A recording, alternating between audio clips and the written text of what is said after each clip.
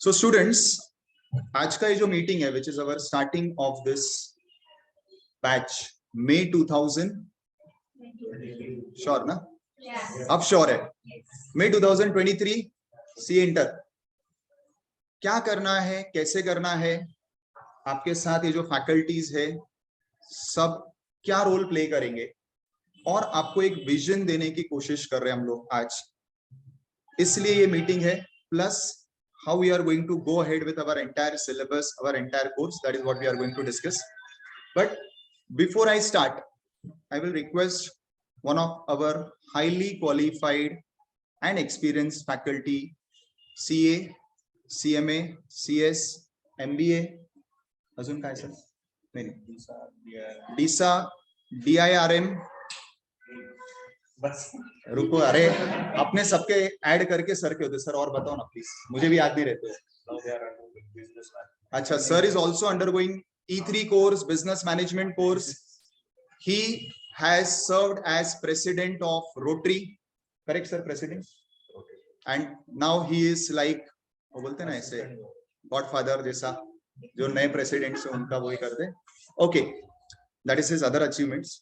The best part about Kiran Sagore sir is he himself is a rank holder and he is triple crown with all these special certification qualification. Also, he is the only faculty to be certified for Ind AS and IFRS. Do you know what is this? Yes. आपने जो accounting standard पढ़े या सुने ना, वो पुरानी बात है। अब इंडिया के अकाउंटिंग स्टैंडर्ड्स को इंड एएस बोलते हैं, और फॉरेन कंट्रीज में जो common accounting standard, that is IFRS. He is the only faculty to be even certified in that course. Only means not between us, between everybody. And the best part is he got this certification from that faculty who is a Limca book holder of this course. Sir, Meena sir, Ram Mohan Bhave sir. You can search for him on Google. He is one of his initial batch students, where Ram Mohan Bhave sir किसी को भी अपने batch में नहीं लेते थे. He used to select कि वो किसको ट्रेन करेंगे on the basis of individual qualification of that person and individual, बोलते ना खुद के उसके क्या काम कर रहा है वो, and he was selected by him for his batch. He completed that course and Ram Mohan Bhave sir is the Limca book holder of this course. Now, Kiran sir का रोल हमारे क्लास में क्या है? एक academic और एक generic. हर faculty दो roles play करता है. एकेडमिक मींस कौन सा सब्जेक्ट पढ़ाएगा, जेनरिक मींस अपने सब्जेक्ट के अलावा वो फैकल्टी आपके लिए क्या क्या करेगा. सो दो roles. Academically he is your mentor for the account subject. He will be teaching group 2 accounts which has all the accounting standards, corporate accounting. उनका अकाउंट्स का जो स्पेशलाइजेशन है वो इन्हीं एरियाज में वो खुद प्रैक्टिस करते हैं, एंड उनके प्रैक्टिस में जो क्लाइंट्स है they are all these big corporates. See हमारे इधर के सारे फैकल्टीज का जब मैं एक एक करके आपको इंट्रोडक्शन दूंगा, आपको यही पता चलेगा कि ये फैकल्टीज जो सब्जेक्ट सिखा रहे हैं वो उसमें क्वालिफाइड तो है ही, but besides that they are having the special extra edge. And what is that edge? कि हम लोग उस सब्जेक्ट में नेशनल लेवल पे प्रैक्टिस कर रहे हैं, right? So introducing Kiran Sagore sir, as I said, उनके डिग्रीज में और भी कुछ है, मेरे को याद नहीं रहता है, वो सर बताएंगे, या मैं एक दिन उनका आपको कार्ड शेयर कर दूंगा. ये आपको जो अपना क्लास का ब्रोशर शेयर किया उसमें है. Special thing, he is the only faculty with IFRS certification, and that is why he is eligible faculty to teach that subject. जो बाकी ठीक है, जो लोग भी सिखाते हैं, no comments on them. Most important point, he himself is rank holder. So यहाँ पे उनका जेनेरिक रोल क्या है besides teaching the subject is giving you structure to study. See inter, जैसा अभी अभी उर्वेश सर ने कहा, इज समथिंग वेरी डिफरेंट. अब तक जो आपने फाउंडेशन किया वो आपके इंटर का 10-20 या बहुत खींच लिया तो 25% होगा, 25 भी नहीं. पर फिर इसका ये मतलब नहीं है कि इंटर बहुत ज्यादा बड़ा है तो बहुत ज्यादा डिफिकल्ट है, मैनेजेबल नहीं है. 100% मैनेजेबल है. इंटर में आपको सिर्फ सही अप्रोच चाहिए, सही टेक्निक चाहिए, and Kiran sir is the person who gives you the right technique. उन्होंने इतने कोर्सेज कैसे किए, और वो सब साथ में किए, एक एक करके नहीं किए. He is very young, you can see from his face, barabar hai? So he has completed all these courses at the same time. Right now also, as he said, he is doing practice, he is coming to classes for teaching and still he is learning. That is the best part of him. उनसे सीखने जैसा क्या मालूम, इतनी सारी चीजें साथ में कैसे होती है, and that also getting rank, that also reaching that IFRS certification level, कैसे होता है ये? That requires some management technique.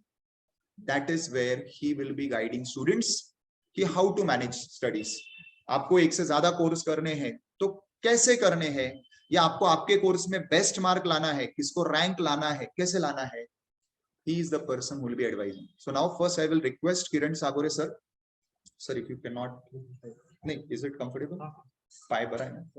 Okay. Actually, he just had a injury accident 1 month back, because of which वो अभी physically भी class को नहीं आ पा रहे थे. आज सिर्फ अपने meeting के लिए आए क्योंकि stairs चढ़ना अभी तक उनको पूरी तरह से allowed नहीं है. But fine. So I'll request Kiran sir. Sir, थोड़ा आपके बारे में पूरा introduction देना. मैं भी पूरा नहीं जानता हूँ. And please guide students about what should be their methodology for study. After Kiran sir, we'll have Gunwan sir. He will guide you about something else, that is about how to manage yourself. ये studies manage करना बताएंगे.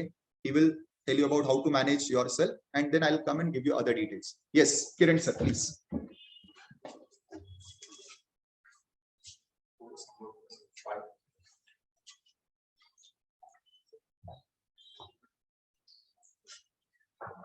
Yes, दोस्तों, good morning everyone. Online students, offline students. Yes, दोस्तों, foundation का result लगा है. आज खुश तो बहुत होंगे तुम. Yes, so before I start, मैं आप लोगों को congratulations तो कर रहा हूँ. आप अपने लिए एक बार तालियां बजा दो. फाउंडेशन में काफी अच्छा हम लोगों ने जो स्कोर लाया है, अलग अलग सब्जेक्ट्स थे, काफी सारे टॉपिक्स नए थे, उनको आप लोग अप्रोच करके यहाँ तक पहुंचे हो. दोस्तों, अभी विशाल सर ने मेरे करियर और एजुकेशन के बारे में आप लोग को बताया, राइट? सो ये जो सारी डिग्रीज वगैरह है, जो सारे मेंबरशिप्स है, ये लेने का पहले मेरा मकसद नहीं था. जब स्कूल में था मैं, तो मेरा टारगेट जो था वो सिर्फ सीए करना था.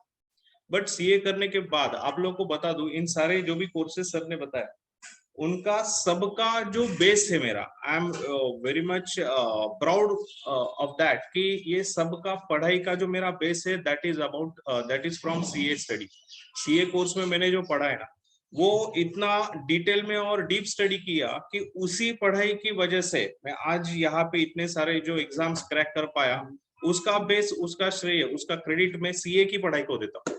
सी, मैं स्कूल में एवरेज स्टूडेंट था, बट उसके बाद जब फर्स्ट ईयर में फाउंडेशन की एग्जाम आई, तभी वो बोलते ना, फर्स्ट ईयर में हम लोग को सिंग लग जाते हैं, राइट? सो काफी सारा कॉलेज लाइफ एंजॉय किया. बट जब भी मैं वो एंजॉय कर रहा था, तो मेरे पिताजी बहुत सीरियस हो गए, क्योंकि उनका सपना था वो सीए बने, बट फाइनेंशियल पोजीशन की वजह से वो नहीं बन पाए. तो उनका सपना था कि मैं बनूं सीए, बट मेरे जो लक्षण थे वो कुछ ठीक नहीं दिख रहे थे उनको, तो इसलिए वो बहुत सीरियस हो गए. एंड उसके बाद फिर मैंने भी सेल्फ रियलाइजेशन किया कि अगर ऐसा ही करता रहा तो मैं जिंदगी में कहाँ पे जाऊंगा. तो तभी मैं पढ़ाई के बारे में सीरियस हुआ. एंड उसके बाद फिर मैंने कभी भी सेकंड अटेम्प्ट नहीं देखा. All these examinations I have cracked in first attempt. और ये एग्जाम्स जब मैं दे रहा था, सीए के एग्जाम के बाद, एक बुक मेरे सामने आई थी स्वामी विवेकानंद जी की, और उनका यह कहना था कि a person should always be a student throughout his life. हर एक बंदा जो है, उसने पूरी जिंदगी में स्टूडेंट बन के जीना चाहिए, क्योंकि आप जिस चीज में ग्रेजुएटेड हो, आप जिस चीज में एक्सपर्ट हो सकता है कोई दूसरा उसमें एक्सपर्ट नहीं है, बट ऐसा भी हो सकता है कि जो दूसरा उस जिस चीज में एक्सपर्ट है उसमें आप एक्सपर्ट नहीं हो. तो you should be a student through out your life. तो इसलिए मैं स्टूडेंट बन के रहा, बाकी के भी कोर्सेज को एडमिशन लिया, एग्जाम देता गया, पास होता गया और कारवा बनता गया. ओके, सो दोस्तों, ये पढ़ाई के जो सीक्रेट्स वगैरह है वो तो मैं बाद में शेयर करूंगा ही. जैसा कि आप लोगों का अभी आज शुरुआत है अभी इंटर की, सीए इंटर की, तो उसके बारे में मैं आप लोगों से बात करना चाहूंगा. जैसा कि दोस्तों आप लोगों को उर्वेश सर ने बताया, ये उन्होंने सही बोला कि जो इंटर का जो आप लोगों का कोर्स है, सीए कोर्स, ये फाउंडेशन से काफी सारा अलग है. सी, आप लोगों को 3 लेवल तो पता है, foundation, inter and final, right?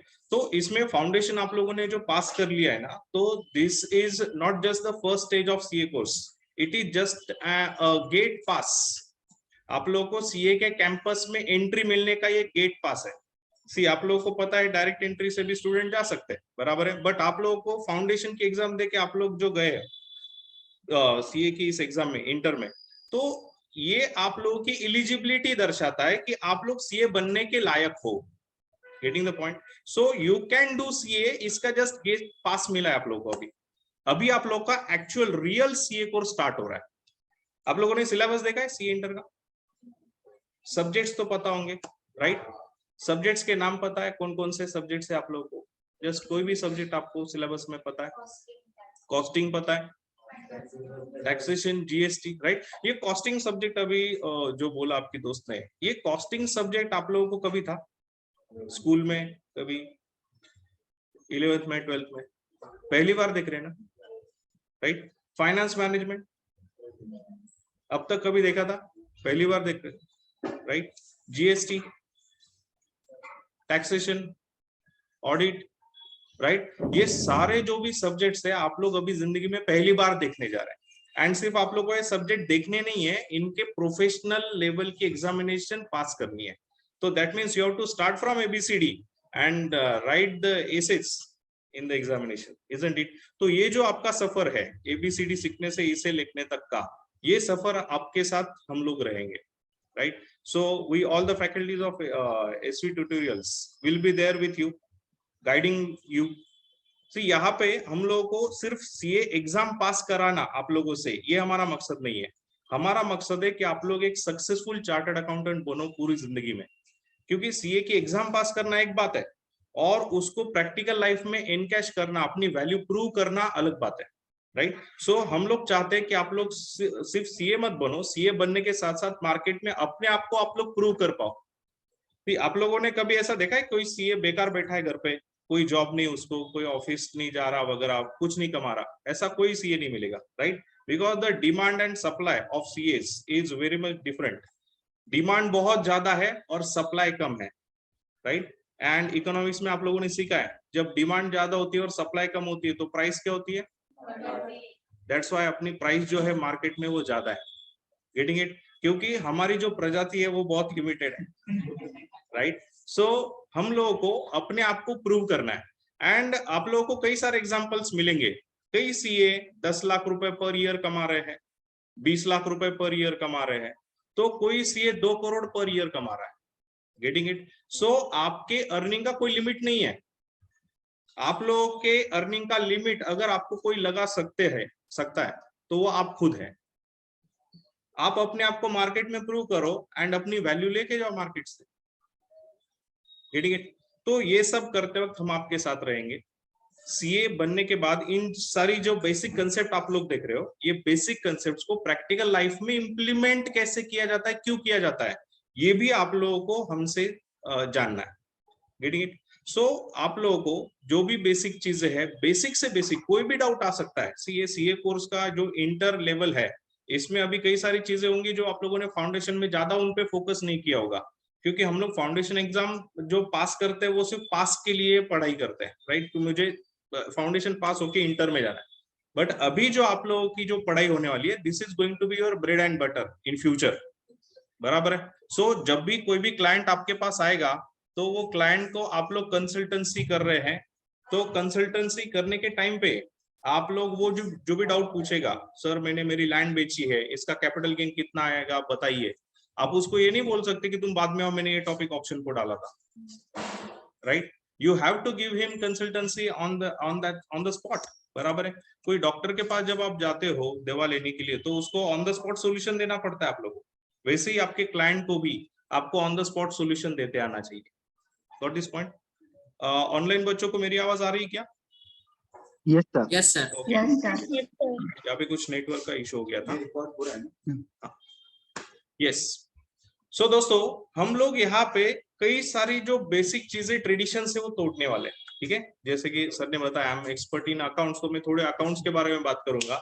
सी आप लोगों ने अब तक जो सीखा है, यूनिवर्सिटी के रूल्स जो होते हैं वो अलग होते हैं, राइट? एंड हम लोग को प्रोफेशनल रूल्स से अभी अकाउंटिंग सीखना है, ओके? तो हम लोगों ने अब तक जो सीखा है उसमें वेजेस एंड सैलरी, हम लोग जो ट्रायल बैलेंस में, जस्ट एक एग्जांपल ले रहा हूँ, वेजेस एंड सैलरी आइटम अगर रहेगा तो आप लोग किधर पोस्टिंग करते हो उसका?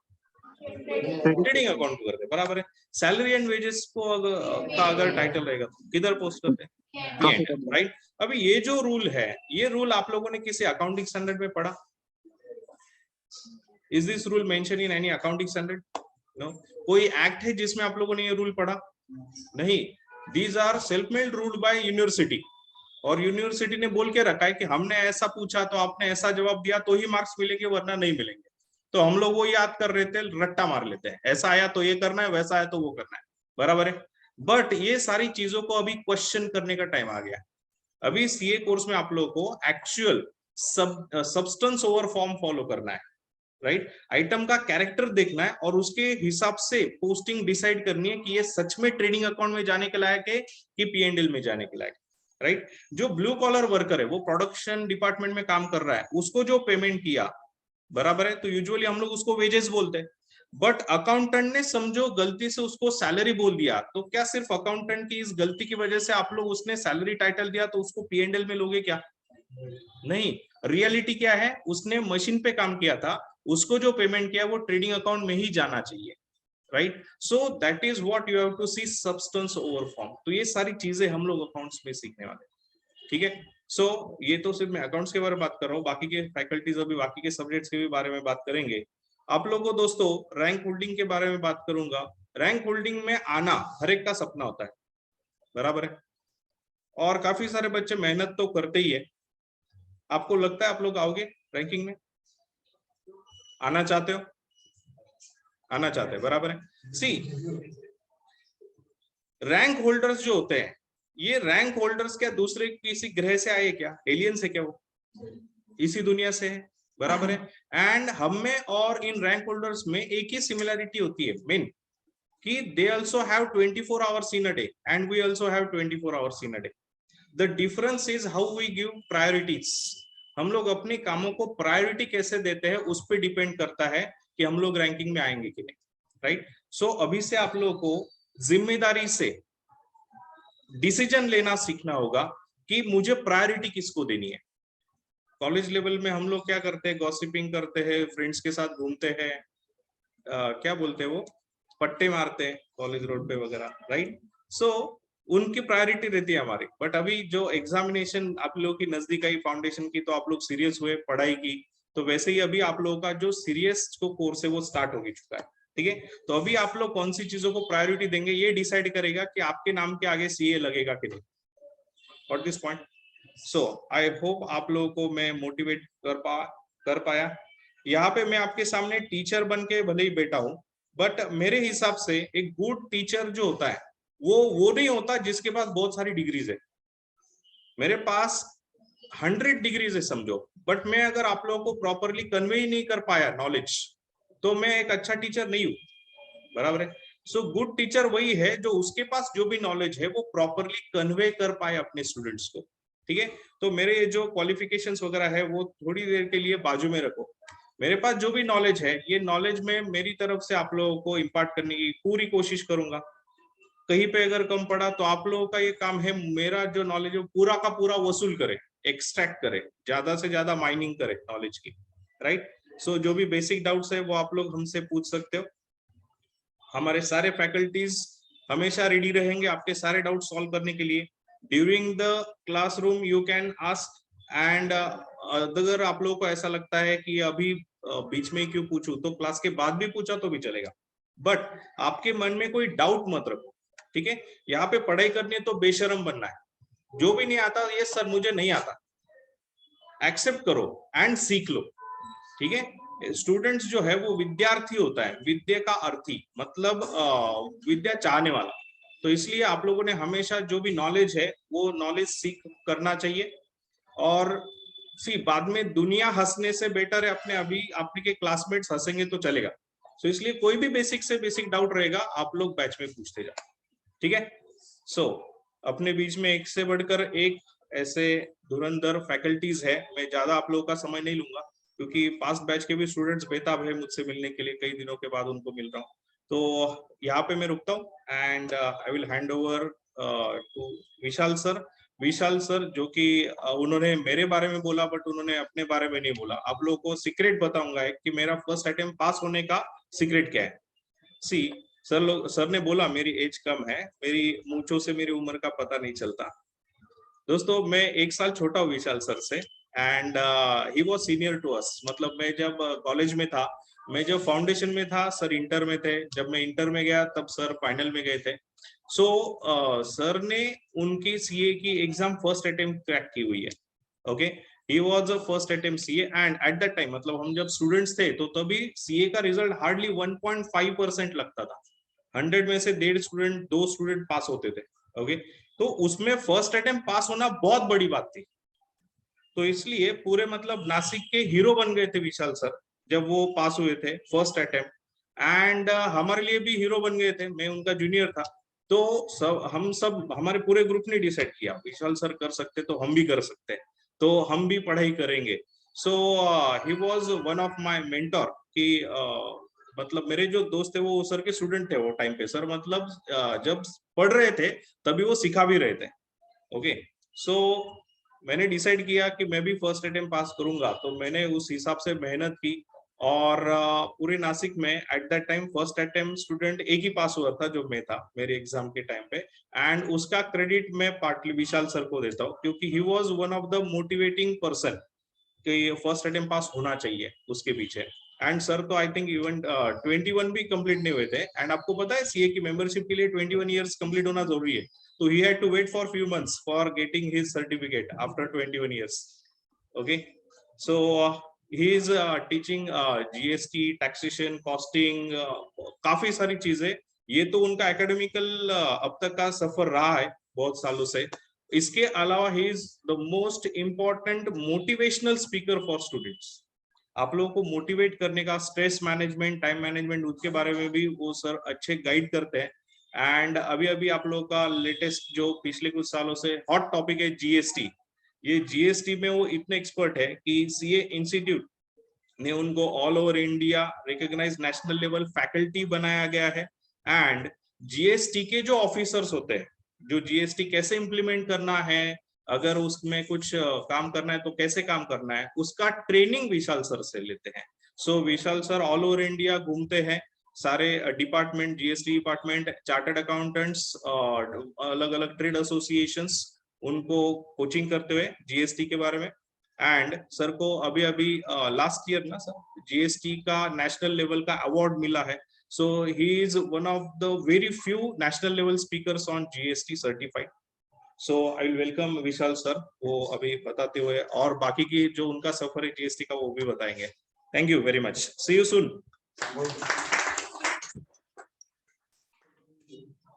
चलो बाय।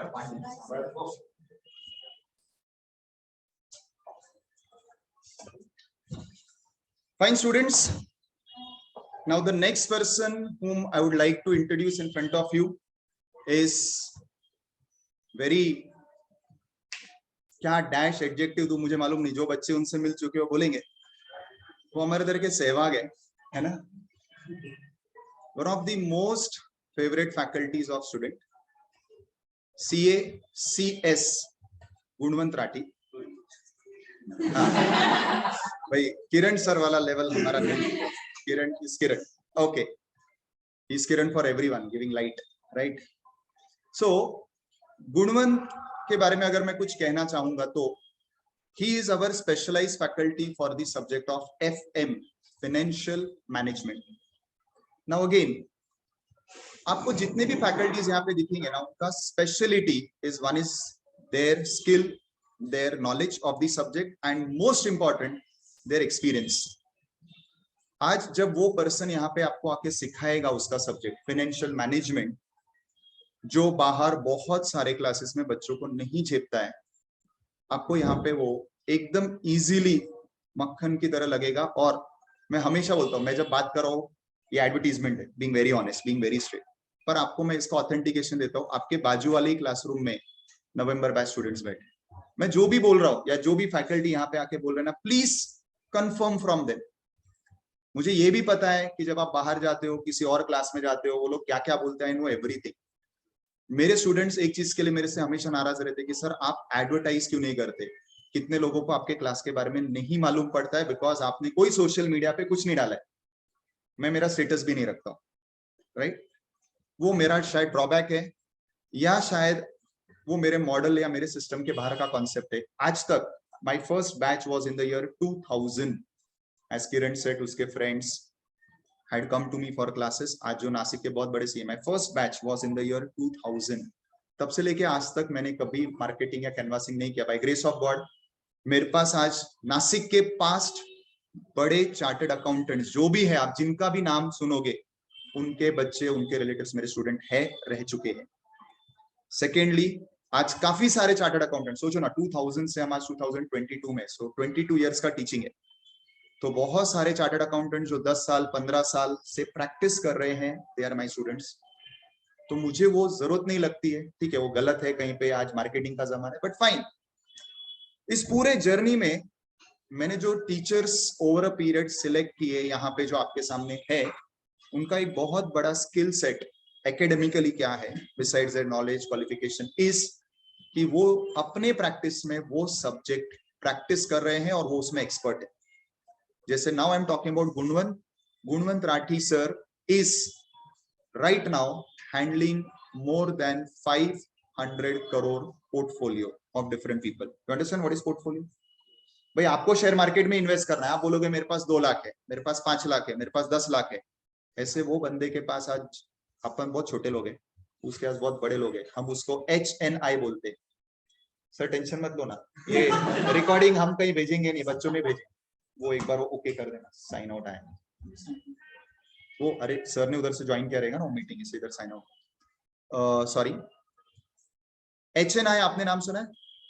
हाई नेटवर्थ इंडिविजुअल, जिनका खुद का नेटवर्क 5 करोड़ 10 करोड़ के ऊपर है, ऐसे लोग गुणवंत राठी सर के क्लाइंट है, because he is practising in investment in stock markets, and that is why he teaches over here FM. This is his first side, second biggest side according to me besides teaching, और वो subject मक्खन हो जाएगा आपके लिए, I assure you, and you can get the assurance from the immediate batch students, that is November या उसके पहले वाले में, जिससे भी आप कनेक्टेड हो।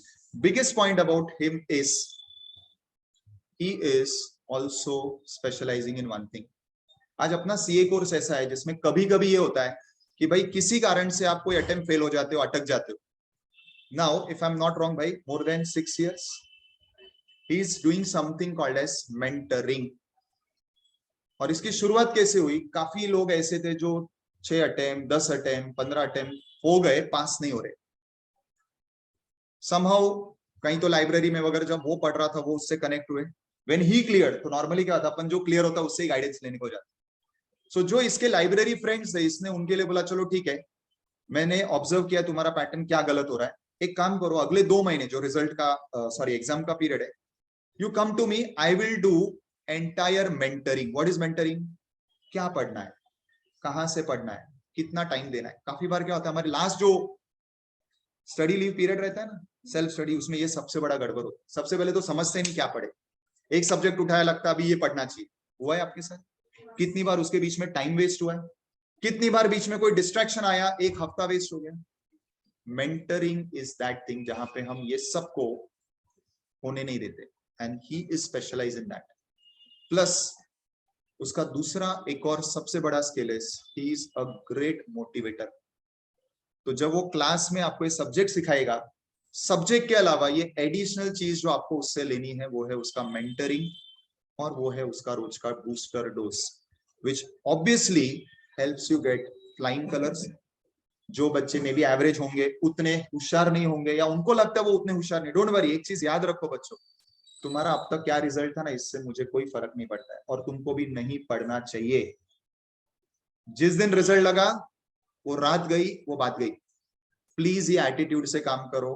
आई अश्योर यू, आप 200 मार्क पे भी पास हुए हो ना, you can pass both groups if you follow right approach, right technique, and you have the right attitude. And that attitude, one of the person who does that attitude building is Gunwant Rathi. So I'll request Gunwant sir to please talk about your subject and about attitude, please.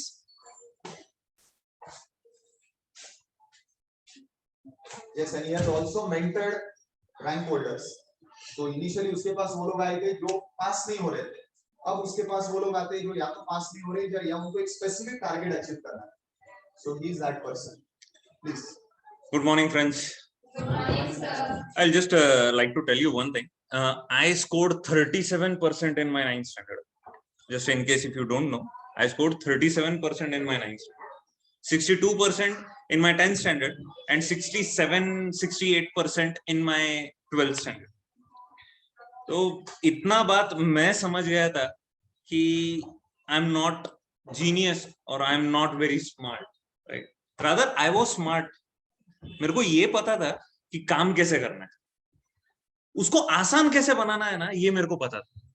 मैं hard worker था मगर मैं genius नहीं था. I was not talented at all, not talented, मगर मैं smart था. And in professional exams you need to be very smart. क्योंकि क्या है, बड़े महासागर की तरह है ना सिलेबस, बहुत ही बड़ा है. उसको कवर करना और उसके ऊपर ठीक से काम करना, ये स्मार्ट वर्क से ही हो सकता है. I will tell you few things. जो पेपर मैं पढ़ाता हूं आपको, जो सब्जेक्ट पढ़ाता हूं, वो सेकेंड ग्रुप का लास्ट पेपर. करंटली जो आपका सीए इंटर का पूरा जो स्टडी है, जो सिलेबस है, उसके हिसाब से मैं आपके लास्ट ग्रुप का लास्ट पेपर में 60 मार्क्स कवर करने आने वाला. तो हम हमेशा लास्ट में, राइट? तो you need to understand one thing कि फाउंडेशन कितने दिन का पेपर था आपका? कितने दिन था? 4 दिन, राइट? इसमें गैप नहीं था, वो काउंट करो. बहुत कितना है? तो 8 दिन का, राइट? तो सबसे इंपॉर्टेंट बात क्या है, अभी सीए इंटर की एग्जाम चलेगी 16 दिन. आप समझ रहे हैं? 16 दिन. तो 16 दिन खुद को हैंडल भी करते आना चाहिए. The biggest challenge that you are going to face is पहला पेपर. ठीक, पहला पेपर दिया, किसी को ओके गया, किसी को बहुत अच्छा गया, किसी को बहुत बुरा गया, राइट? ऐसे ही 3 क्रेडर्स रहेंगे, राइट? उसका मेंटल प्रेशर आपके सेकेंड पेपर उसमें कैरी फॉरवर्ड नहीं करना. लॉ गया, कॉस्टिंग, फिर टैक्स, फिर अकाउंट्स, समझ रहे हैं? उसके बाद ऑडिट, उसके बाद EIS/SM और उसके बाद FM इको. आप समझ रहे हो? The challenge is not that foundation में 4 सब्जेक्ट थे और यहां पे 8 सब्जेक्ट है, यानी वर्कलोड डबल हो गया, बराबर? मगर वर्कलोड डबल होने से टाइम जो है, जो आपकी टेस्टिंग 8 दिन की चलने वाली थी, अभी वो 16 दिन चलने वाली. आपका माइंडसेट, समझ रहे? और मैं हमेशा बच्चों को भी ये बोलता हूं, don't just go through studies, grow through studies. आप समझ रहे हैं? जैसे जैसे देखो यार, एक लेवल होता है, राइट? फाउंडेशन, वहां पे एक लेवल पे आपको टेस्ट किया जाए, राइट? सीए इंटर, वहां पे आपकी लेवल बढ़ जाएगी, और फिर वो CA final, that is epic, right? तो जैसे जैसे अपनी उम्र बढ़ रही है, जैसे जैसे अपनी लेवल बढ़ रही है, तो आपसे एक्सपेक्ट भी थोड़ा ज्यादा किया जाए. समझ रहे हैं आप? Yes, I am not saying, मगर इसमें ना 2 बहुत एक्सट्रीम लोग दिखेंगे. कुछ लोग बोलेंगे एकदम फालतू है सीए, एकदम सीए इंटर एकदम 65 है, हो जाता है, एक्सट्रीम. और दूसरे एक्सट्रीम वो होते हैं जो बहुत बड़ा हुआ बना लेते हैं. अरे बाप रे, सीए यार, सीए इंटर है यार, 8 सब्जेक्ट है यार, 2 ग्रुप है यार, अरे बाप रे कैसे करूं मैं? आप समझ रहे हैं? कुछ लोग बहुत ज्यादा अंडर एस्टिमेट करते हैं और कुछ लोग बहुत ओवर एस्टिमेट करते हैं. समझ रहे हैं? एक जो होता है वो बहुत ओवर कॉन्फिडेंस में चलता है, राइट? और एक जो होता है ये बहुत ही लो कॉन्फिडेंस में रहता है, उतना ही वो उस बात का हुआ बना लेता है, राइट? अपने को एक्सट्रीमिस्ट नहीं बनना है, अपने को बैलेंस मेंटेन करना है. समझ रहे हैं? We need to have that right balance. ज्यादा हुआ भी नहीं बनाना है और ज्यादा अंडर एस्टिमेट भी नहीं करना. You need to respect that. समझ रहे हैं? हर बॉल पे 6 नहीं लग सकता है, हर मैच में सेंचुरी नहीं बनता है. बॉल के मेरिट पे खेलो, ऐसा बहुत लोगों से सुना होगा. वैसे ही ये सीए इंटर है, डेफिनेटली सीए फाउंडेशन से आपसे ज्यादा कुछ एक्सट्रैक्ट करने वाला है. डबल है वर्कलोड, राइट? तो इस पूरे जर्नी में हम सब लोग आपके साथ रहेंगे. मगर ये है ना, एक बात समझ लीजिए दोस्तों, आज मीटिंग में जितने लोग हैं, शायद ये मीटिंग रिकॉर्ड होने वाली है, कोई और मीटिंग वापस देखना चाहे तो वो देख भी सकता है. आप जितने यहाँ पे क्लास लगाओगे, कुछ लोग ऑनलाइन लेंगे, कुछ लोग पेन ड्राइव लेंगे, कोई और दूसरा क्लास लगाएगा, या जो भी है। India is a democratic country, किसी पे जबरदस्ती थोड़ी ना है। मगर एक बात बोलता हूं दोस्तों, you need to understand one thing. आपका जो गुरु है, आपके मम्मी पापा, भगवान, जो भी जिसके ऊपर आपको विश्वास है, आप ये बात ध्यान रखिए, उस 3 घंटे कोई मदद कर रहे हैं कि नहीं आएगा। ये सब लोगों का आशीर्वाद, सब लोगों का गाइडेंस, सब लोगों का प्यार वगैरह सब कुछ आपको वो क्लासरूम के हॉल के वो चौकट तक ही साथ रहे। उसके बाद है ना, आपको खुद को पढ़ाई करना है, खुद को मेहनत करना है, राइट। तो आप चाहे जहां चाहिए क्लास लगाओ, जो चाहिए वो मेथड लगाओ, जो चाहिए वो करो। मगर एक बात याद रखिएगा, अगर एटीट्यूड सही नहीं रहेगा ना, तो मामला गड़बड़ हो जाएगा। आप लोगों ने ऐसे बहुत लोगों से सुना होगा ना, मई नवंबर में, नवंबर में, नवंबर बहुत चल रहा है कुछ लोग, राइट। अगर सही एटीट्यूड नहीं रहेगा ना, तो आपको ये बात बता देता हूं कि ये आपका जो जर्नी है, ये बहुत जबरदस्त और टफ हो जाएगा। समझ रहे हैं आप? So have the right attitude. And सब लोगों ने कॉन्ग्रेचुलेट कर ही लिया है। कुछ दोस्तों से तो मैं मिल भी चुका हूं 2 दिन पहले, जब भी हम लोग मिले थे, right. Elon Musk, yes. Okay, so all the best, congratulations, और साथ में ऑल द बेस्ट आपके आगे की जर्नी के लिए। Is that okay? चलो, thank you.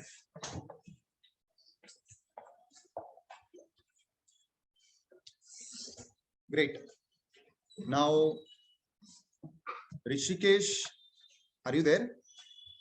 Can we have you online? Yes, sir.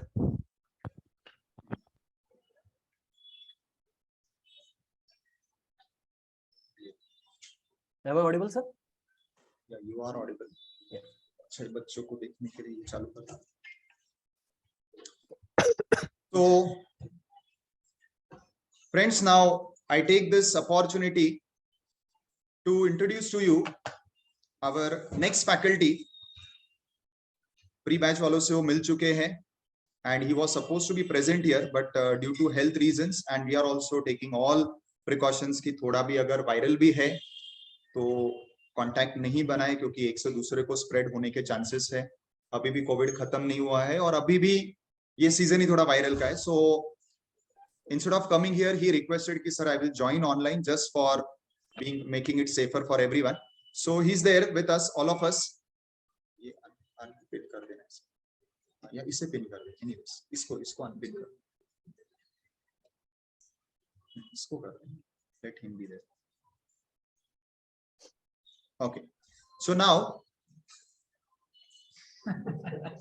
we have Rishikesh Egbote sir with us.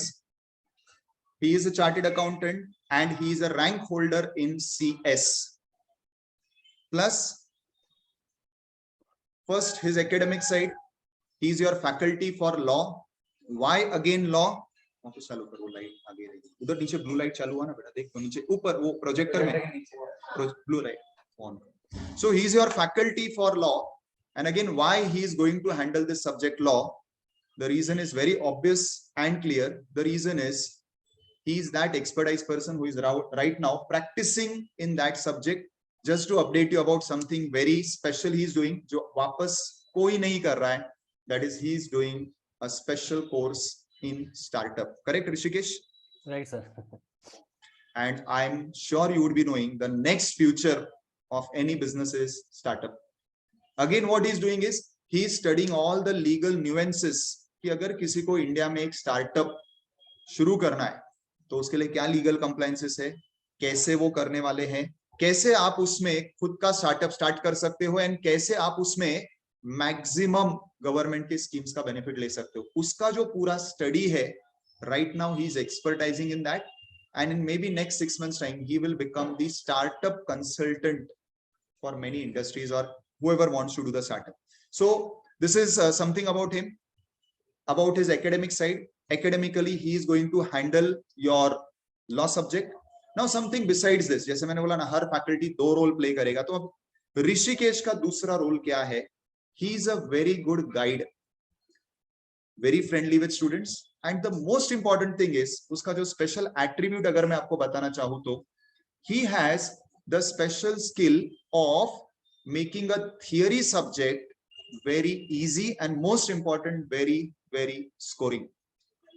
तो जब वो आपसे कनेक्ट होगा तो सिर्फ उसका सब्जेक्ट नहीं, उसका सब्जेक्ट तो वही पढ़ा रहा है, पर बाकी थियरी सब्जेक्ट्स को आप कैसे पेट बनाएं, क्योंकि काफी बार ऐसा होता है बच्चे बोलते हैं सर वो लर्न नहीं होता है, याद नहीं रहता है, वो कैसे करें and how you can get best marks in any theory of any course. That is where he is expertise, plus he himself has done CA, he has also scored rank in CA. So आप में से जो लोग ये double courses कर रहे हैं उनके लिए जो मैं जिसको मेंटर असाइन करता हूँ कि जो ये दोनों कोर्स करने वाले रहते हैं वो जो मेरे से कनेक्टेड रहेंगे उसके मेंटरिंग की responsibility is handled by Rishikesh. So Rishikesh, I'll request you to please take on from here, give some introduction about yourself also please, and also about the course that you are going to conduct. Okay, so hello everyone. आवाज आ रहा है ना? Yes, थोड़ा लो है but we Yes, can sir. understand it be because of your health. No worries. Right. सुनाई दे रहा है? हाँ. थोड़ा सा मेरा आवाज मफल्ड आएगा थोड़ा हेल्थ की वजह से, but first of all congrats to everyone कि आपने पहला एक जो स्टेप था सीए फाउंडेशन का वो सक्सेसफुली कंप्लीट कर दिया despite the results being low this time. So congrats to everyone. मेरा सब्जेक्ट रहेगा लॉ.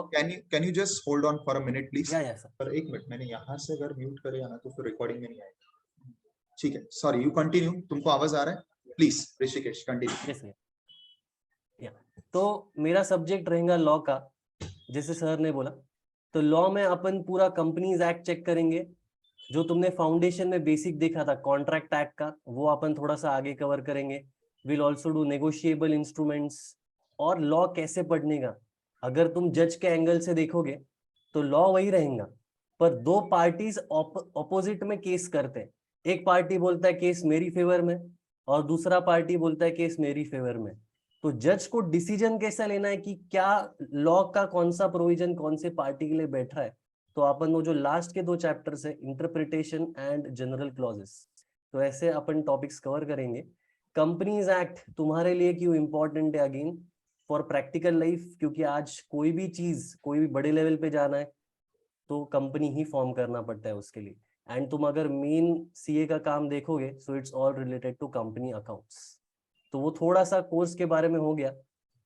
अपार्ट फ्रॉम दैट मैं एक चीज बोलता हूँ कि फाउंडेशन तुम क्लियर हो गए, हेंसफोर्थ तुमको इंटर के लिए और फाइनल के लिए एक चीज लगेगा, दैट इज एटीट्यूड. ठीक है, एक पॉजिटिव एटीट्यूड लगेगा, एक हार्डवर्क और डेडिकेशन लगेगा. तो उसका मैं एक एग्जांपल देता हूँ. जब मैं सर के पास ही था, मैं विशाल सर के पास ही था, तो सीए इंटर के लिए हम लोग जब प्रिपरेशन कर रहे थे तो I was giving both groups and exam, मतलब मे अटेम्प्ट था मेरा. तो एग्जाम एक 3 मंथ्स के अराउंड था, नजदीक था. तो सर ने हम सबको बिठाया था एंड ही वाज आस्किंग कि तुमको कितने मार्क्स एक्सपेक्टेड है. ठीक है, कि अभी बोथ ग्रुप दे रहे हो तो तब 7 सब्जेक्ट्स थे, तो आउट ऑफ 700 तुमको कितना एक्सपेक्टेड है ऐसा पेपर पे लिखो. और जो कुछ लोग एक ही ग्रुप दे रहे थे उनको फिर 400 में से कितना एक्सपेक्टेड है उनको मार्क्स लिखने थे. तो मैं और मेरे दोस्त हम लोग बैक बेंचर्स थे, तो हम लोगों ने लिखा था कि 350 पासिंग रहेगा 7 सब्जेक्ट्स का. तो हमने लिखा था मार्क्स 351, क्योंकि 1 मार्क भी ज्यादा मिला फर्क नहीं पड़ता है, क्योंकि 351 भी मिल गए पास है एंड वैसे भी कोई पूछता नहीं है. तो सर ऐसे सबके मार्क्स चेक कर रहे थे और ऐसे सबको बता रहे थे कि क्या तुमने टारगेट रखना चाहिए. सर मेरे पास आए और सर ने वो 351 मार्क्स देखे ऐसे एंड थोड़ा सा उन्होंने एक शॉक लुक दिया और फिर मेरे यहाँ पे मार्क्स लिखे उन्होंने, वो 351 कट करके 450 उन्होंने मार्क्स लिखे. और मैं ही शॉक हो गया कि सर ने इतना बड़ा टारगेट कैसे दिया. तो सर बोले कि ये तेरे से हो जाएगा, तो मेहनत कर, कुछ नहीं, कोई प्रॉब्लम नहीं, ये तेरे से हो जाएगा. तो मैं हंसा कि सर ने कुछ भी टारगेट दिया है, मेरे को तो ये पॉसिबल नहीं लग रहा है, 351 भी अपनी औकात की बाहर है. बट जब रिजल्ट लगा I got 457 marks in both groups and दो तब रैंक नहीं आया. उसके बाद जब मैंने सीएस एग्जीक्यूटिव दिया, सर के पास ही मैंने क्लास लगाए थे, तो उसमें मेरा ऑल इंडिया 23rd रैंक आया. तो that rank was not CS executive की वजह से भले ही आया, but it was because of the stepping stone in CA inter. जो सर ने टारगेट्स ज्यादा दिए थे कि अपन खुद को अंडर एस्टिमेट करते कि अपने से लगता कि होगा नहीं और अपन इजीली गिव अप कर देते. अपने को 10-12 घंटे पढ़ाई का मिनिमम आदत लगाना पड़ेगा क्योंकि तुम ऐसा कर सकते हो कि आज 6-6, 7-7 घंटे पढ़ाई करो और वापस 2-2, 3-3 अटेम्प्ट देते रहो, या फिर एक ही टाइम पे 10-12 घंटे पढ़ाई करो और क्लियर हो जाओ, और सिर्फ आर्टिकलशिप के 3 साल बिना पढ़ाई के आराम से तुम गुजार सकते हो। So I will just say this one important thing कि एटीट्यूड अपना एकदम पॉजिटिव रखो। पास होना तुम्हारे हाथ में, अगर तुमने अच्छे से मेहनत किया तो। इंस्टीट्यूट रिजल्ट लगाएगा, कुछ लोग पास हो गए, कुछ लोग फेल हो गए, उसमें तो अपन नहीं कुछ कर सकते, बट प्रिपरेशन, स्टडी का और बाकी प्लानिंग कि कैसे सब अप्रोच करना है एग्जाम को, वो तुम आज से ही पूरा चालू कर सकते हो। उसके लिए तो मैं गाइड करूंगा ही, और सर भी है कि प्रॉपरली तुमको गाइड करेंगे कि कैसे एक टाइम टेबल बनाना है, कितना कोई सब्जेक्ट का पढ़ाई करना है, कौन से स्टडी मटेरियल एक्स्ट्रा तुमको अगर सॉल्व करने, तो वो पूरा सर भी गाइड करेंगे, मैं भी गाइड करूंगा। ठीक है, तो पूरी मेहनत करो। मैं आज ज्यादा सिर्फ बोल नहीं पाऊंगा, बट जैसे जैसे अपने सेशंस चालू हो गए, तो मेनली दिस जो अपना लॉ का सब्जेक्ट है, इट्स पूरा केस लॉ ओरिएंटेड। तुमको ऐसे डायरेक्टली थियरी क्वेश्चन कोई कि ये इसका ये सेक्शन का ये मीनिंग बताओ, ऐसे कोई नहीं पूछता। Mainly it will be all case law based. तो तुमको एक प्रोविजन के ऊपर केस घुमा फिरा के देंगे एंड तुमको वो समझ के उसका आंसर देना। तो वो अपन पूरा अच्छे से करेंगे। उसका एक प्रॉपर फॉर्मेट होगा जो मैंने खुद सीएस एग्जीक्यूटिव में फॉलो किया था, जिसकी वजह से ही मेरा मेनली रैंक आया था। जो एक इम्प्रेसिव फॉर्मेट है, तो वो अपन उस हिसाब से पूरा करेंगे एंड ये सब्जेक्ट को अपन पूरा स्कोरिंग इजी और फन करेंगे। So that's it from my side sir. Thank you, Rishikesh. Thank you for joining. Yes sir. Thank you and take care. And Yes, we sir. hope Thank to you. see you soon in our premises. Yes sir, yes sir. So get well soon, beta. Thank you, Bye. Thank you. Thank you. Bye bye. Fine, students. So this is for you, your law faculty, that is Rishikesh. Now, let us take ahead our discussion from here. अब एक चीज आपने सारे faculty से सुनी, वो है attitude, approach, positive, ये आपको सब बोलते हैं। डेवलप कैसे करना है भाई? करने को सब बोल रहे हैं ना, डेवलप कैसे करना है? जीएसटी कमिश्नर का फोन, उनको बहुत सारे थोड़ी देर क्या पूछ लेना, मारिया के पूछ लेना क्या काम है इस कमिश्नर, तो सब कुछ क्या काम है सर बोल रहे हैं। या sorry, so point is that attitude के बारे में सब लोग बोल रहे हैं, पॉजिटिव रखो, राइट रखो, पर what is right attitude, what is positive attitude? Gunwant ने एक बहुत अच्छी बात बोली, बहुत एग्रेसिव भी नहीं चाहिए और नीचे भी नहीं चाहिए। ऋषिकेश ने बोला भाई पॉजिटिव रखो, तुम गारंटीड पास होगे। मे बी तुम अपने आप को आज अंडर एस्टिमेट कर रहे हो, तो तुम वहां पे ही पहुंच जाओगे। जैसे बहुत लोगों से मैंने बात की, चलेगा, बहुत लोगों से जब मैं बात कर रहा हूं, अभी जब बच्चे आ रहे हैं एग्जाम्स के बाद, सर मेरे को तो सिर्फ 230 मार्क्स मिले, आपको क्या लगता है मैं इंटर कर सकता हूँ क्या? भाई एक चीज समझो बच्चों, मार्क्स तो मुझे भी बॉर्डर पे मिले। जैसे गुणवंत ने खुद का बताया, मैं खुद प्राउडली बोलता हूँ कि मैं स्टैंडर्ड 6 में प्रमोटेड हूँ, तेरे को बताया था ना, I am promoted in standard 6 and आज तक मेरा highest scoring is 74%, but still I am here. I missed my rank in final, पर तब कोई बताने वाला नहीं था 2002 में कि रैंक बोल के कुछ होता है, रैंक के लिए पढ़ना चाहिए। मैंने आई वाज स्टडीइंग, वो तो बाद में मिस होने के बाद पता चला कुछ 3, 4, 6 मार्क्स से रैंक गया। सो दैट इज ओके, बट उस दिन मेरे को ये चीज क्लियर हो गई थी कि मैंने रैंक नहीं स्कोर किया ना, तो now I will work towards creating rank holders. But इस प्रोसेस में मैं आपको एक और चीज बताता हूँ। इस प्रोसेस में बीच में मैं एक चीज गलत करने लगा, आई शेयर वेरी ऑनेस्टली। वो क्या है, मैं सिर्फ मार्क्स मार्क्स मार्क्स कैसे लाएंगे ना, उस पर फोकस करने लगा और बच्चे लाने भी लगे, रेगुलर बेसिस पर रैंक होल्डर्स आने लगे। पर एक चीज मुझे पता चली कि कुछ तो अभी भी मिसिंग है। रैंक होल्डर्स आ रहे, टॉपर्स आ रहे, पर मिसिंग है, और वो है आगे के लाइफ के लिए, आगे के करियर के लिए राइट अप्रोच, राइट एटीट्यूड। सबसे पहले तो एटीट्यूड आपको अभी लगेगा एग्जाम्स के वक्त, आर्टिकलशिप के वक्त, और बाद में लगेगा आपके पूरे कोर्स में। And then I started working on that role, क्योंकि मेरे पास तब तक अच्छी टीम थी जो बाकी एकेडमिक्स हैंडल कर रहे थे। सो तब से I shifted my role to developing your attitude, giving you approach. अब आप में से जो भी प्री बैच में आ रहे, आप देखोगे मेरे लेक्चर्स में बहुत बार मैं बीच बीच में से एटीट्यूड से रिलेटेड कुछ कि क्या आप में होना चाहिए क्या नहीं होना चाहिए, ऐसे कुछ ना कुछ पॉइंटर्स देते रहता हूं। मेरे पास 10 रूल्स है, 10 rules of being a complete professional, जिसमें कुछ पर्सनालिटी से रिलेटेड है, कुछ एटीट्यूड से रिलेटेड है। वो ओवर द बैच जब उसका राइट टाइम आएगा, मैं बोलता हूं सही मुहूर्त आएगा, आई विल डिस्कस दैट। जिस किसी को लगता है कि सर मेरे में नेगेटिविटी है, सर मुझे बहुत जल्दी गुस्सा आता है, सर मैं बहुत जल्दी डिप्रेस हो जाता हूँ, फ्रस्ट्रेट हो जाता हूँ, डोंट वरी, मेरे पास हर बैच के बच्चे स्पेशली केबिन में मिलते हैं। अभी भी तुम्हारे सेशन होने के बाद मैं 1 घंटा रुकूंगा और तुम रोज देखोगे मैं बीच में गैप जो भी मेरा रहता है, मैं केबिन में बैठता हूँ और कोई ना कोई तुम्हारे प्री बैच का या करंट बैच का या अभी तुम्हारी नई बैच का स्टूडेंट आता है मेरे पास, मैं 1-1 घंटा बात करता हूँ। किस पे? तुम्हारे इंडिविजुअली अगर कोई चीज तुमको इंप्रूव करनी है, कुछ तुमको लगता है गलत है कि सर मैं बहुत जल्दी गिव अप करता हूँ, सर मुझे बहुत जल्दी टेंशन आता है, यही सब चीजें ना छोटी छोटी, हैंडल कैसे करे, इसे ओवरकम कैसे करे, I will give you solutions. So कुछ चीजें जो मैं जेनरिक क्लास के वक्त की बात करता हूँ, जो मैंने बोला मेरे 10 रूल्स है जो मैंने बनाए, उसके बारे में मैं बात करूंगा। और इंडिविजुअली किसी का कोई स्पेसिफिक पॉइंट है कि सर मुझे इसमें इंप्रूवमेंट करना है, मेरे से ये नहीं हो पा रहा है, मुझसे पढ़ाई नहीं हो रही, मुझसे फोकस नहीं हो रहा है, सबके लिए there is a solution.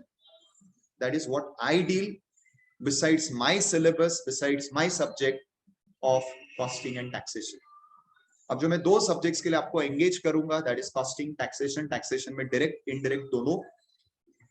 Pre GST मेरे अक्रॉस इंडिया बजट पे बहुत सेशंस होते थे, आज भी होते, पर आज वो बजट क्या साल में एक बार आएगा तो एक सेशन होगा, और फिर उसके अलावा इनकम टैक्स में कोई ऐसे रेगुलर अमेंडमेंट्स नहीं होते, एक आधे बार होते। तो इनकम टैक्स पे मेरे जो रेगुलर सेशंस होते थे वो बजट पे होते थे, वो आज भी होते, पर आज फ्रीक्वेंटली मेरे नेशनल लेवल पे, और अब तक मैंने 2 इंटरनेशनल सेशंस भी लिए, that is on indirect taxes, specifically GST, जिसमें जैसा किरण सर ने भी कहा, today I am a national faculty empanelled by CA institute, empanelled by NASHIN। NASHIN is a short form, NACIN, Google करके देखना what is NASHIN। It is National Academy for Customs, Indirect Taxes and Narcotics. NASHIN क्या है? जैसे NDA है, what is NDA? National Defense Academy, where people go when they are getting trained to become army personnel, armed forces। वैसे ही जितने भी ये IRS officers हैं जो यूपीएससी पास करके आते हैं और उसके बाद when they have to work as officers, अभी मैं जीएसटी की बात करूं तो GST officers, so I am invited at NASHIN, जहां पे डेप्यूटी कमिश्नर और कमिश्नर लेवल के ऑफिसर्स आते हैं जो कि हाईएस्ट रैंकिंग होता है, और उनके साथ कोई सेशंस होते हैं, वो ट्रेनिंग सेशन होंगे या कोई इश्यू को लेके, भाई रियल एस्टेट ये इश्यू है सर, इसके ऊपर आपका 3 घंटे का सेशन, जिसमें बहुत बार डिस्कशन होता है, because they raise their doubts, I reply. This is what I am doing as of now nationally. अब तक मुझे 3 बड़े अवार्ड्स मिल चुके हैं, जिसमें एक सर ने बोला नेशनल अवार्ड है, दूसरा तेजस पुरस्कार है, और तीसरा जो नासिक जीएसटी ने गेस्ट ऑफ ऑनर अवार्ड दिया था, वो 3 मेजर अवार्ड्स है। बाकी बहुत सारे I have different prizes and all. I am very much fond of sports, very much fond of South Indian movies, और मुझे कभी कभी लगता है मैं गलत प्रोफेशन में, बट फाइन, मेरे अंदर जो स्किल सेट है मुझे लगता है वो MBA वाला है। ये एक बहुत इंपॉर्टेंट चीज है, मैं जिसको बोलता हूँ skill set.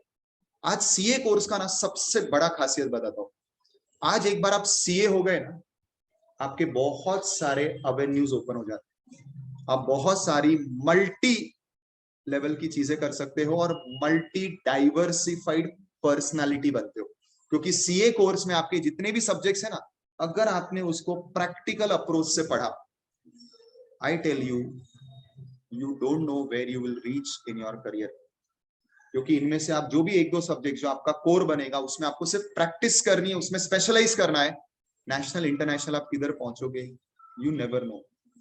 Some of my students today are working outside India. Somebody is working in Dubai, somebody is working in Oman. I have 3 students who are in US. उन्होंने US का CPA किया, today they are working there. So why?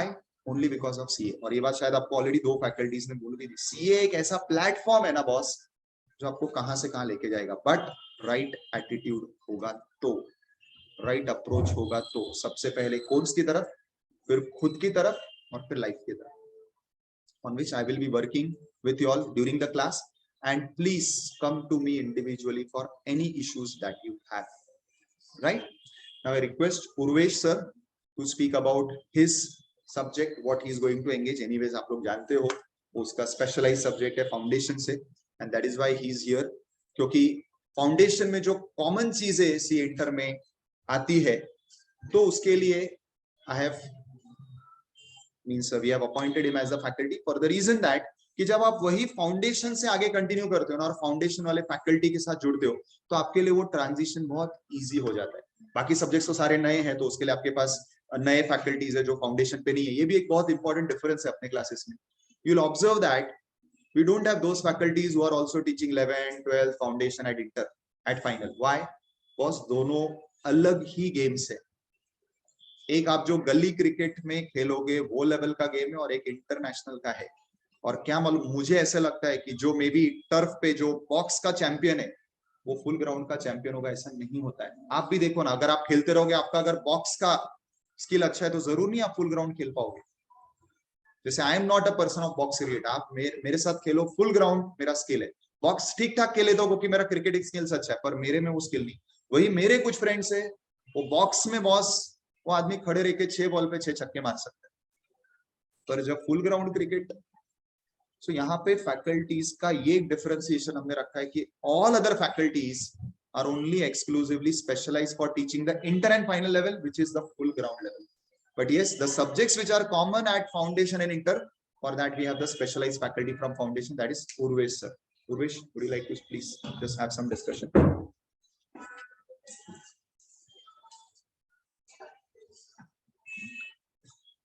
So yes friends, once again very good morning to everyone. Good morning sir. Online good morning.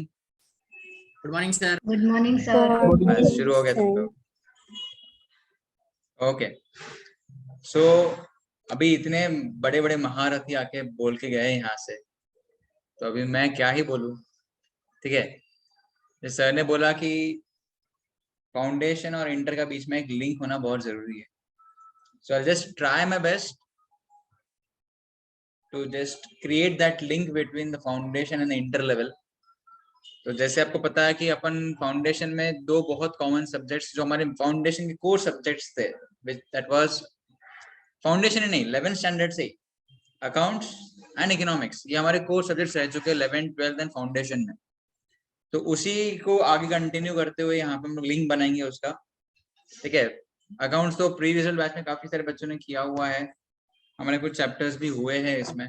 ठीक है, लेकिन जो economics है ना, हमारा एकदम लास्ट पेपर है. जैसे गुणवंत सर ने बताया, पेपर 8, इसके 2 पार्ट है, financial management and economics for finance. 8A है हमारा फाइनेंशियल मैनेजमेंट, 8B है इकोनॉमिक्स फॉर फाइनेंस. और जो पहला पेपर है अकाउंटिंग, तो पहला पेपर मेरा है और आखिरी पेपर मेरा है. ठीक है, सो दोनों पेपर, ओम ने उसको डायलॉग मारा था, हाँ, आगाज भी हमसे और अंजाम भी हमसे. तो पहला पेपर और आखिरी पेपर, दोनों पेपर्स मैं आपको एंगेज करूंगा उसमें. सो पहला पेपर इज ऑफ 100 मार्क्स, पूरा अकाउंटिंग है उसके अंदर, अकाउंटिंग एंड अकाउंटिंग स्टैंडर्ड्स दोनों है उसके अंदर. एंड जो लास्ट पेपर है इकोनॉमिक्स ऑफ फाइनेंस. सो अगर आप ये एक थॉट प्रोसेस लेके आ रहे हो कि सर 11th 12th और फाउंडेशन इकोनॉमिक्स ऐसे किया था हम लोगों ने, यहाँ पे भी ऐसे हो जाएगा, नहीं होता भाई. यहाँ का इकोनॉमिक्स बहुत अलग है, यहाँ के इकोनॉमिक्स का लेवल बहुत अलग है. ठीक है, जैसे आपने 12th स्टैंडर्ड पढ़ा रहेगा नेशनल इनकम, भाई वो है ना इंट्रोडक्शन है यहाँ का. जो अपना पहला चैप्टर है ना नेशनल इनकम, उसके 2 यूनिट है, पहला नेशनल इनकम, दूसरा केन्सियन थ्योरी है. तो सच्ची बोलूं, आपने 12th स्टैंडर्ड में जितना नेशनल इनकम पढ़ा, यहाँ का सिर्फ इंट्रोडक्शन में निपटा दिया. इंट्रोडक्शन बस, वो पढ़ाता भी नहीं हूँ, इंट्रोडक्शन एक 15-20 लाइन में निपटा दिया पूरा. और वहां से आगे फिर तुम लोग को एक अलग ही लेवल पे लेके जाया जाता है, स्पेशली केन्सियन थ्योरी में. Keynesian theory of determination of national income बहुत अलग. फिर आपने 12th में पढ़ा रहेगा, 12th में नहीं 11th में पढ़ा था आपने मनी चैप्टर. ठीक है, वो इंट्रोडक्शन है. उसके यहाँ के फिर आगे बहुत डिटेल कंसेप्ट है. तो मैं ये बता रहा हूँ बिकॉज अगर आप ये माइंडसेट से आते हो कि भाई इकोनॉमिक्स तो क्या है, निकाल लेंगे, नहीं निकल. यहाँ पे इकोनॉमिक्स के लिए भी इक्वल मेहनत करना पड़ेगा। हमने फाउंडेशन तक ऐसे ही किया था, अकाउंट्स इको मैथ्स पूरा फोकस उधर, इकोनॉमिक्स हो जाएगा और हो भी गया आप लोगों से, सब लोग बहुत अच्छे मार्क्स लाए इकोनॉमिक्स में। बट मैं ये बताना चाहता हूँ डे 1 से ही कि अब ये माइंडसेट में मत रहना कि भाई 11th 12th और फाउंडेशन में इकोनॉमिक्स हो गया तो इंटर में भी हो जाएगा, नहीं होता भाई, मेहनत करनी पड़ेगी, ठीक है। और अभी इतने बड़े बड़े महारथी आके इतना कुछ बोल के गए हैं, तो अभी मेरे को लगता है कि मेरे को और कुछ बोलना चाहिए, ठीक है। आपको कुछ डाउट्स है तो पूछ सकते हो, ऑनलाइन कोई डाउट्स है किसी को तो पूछ सकते हो।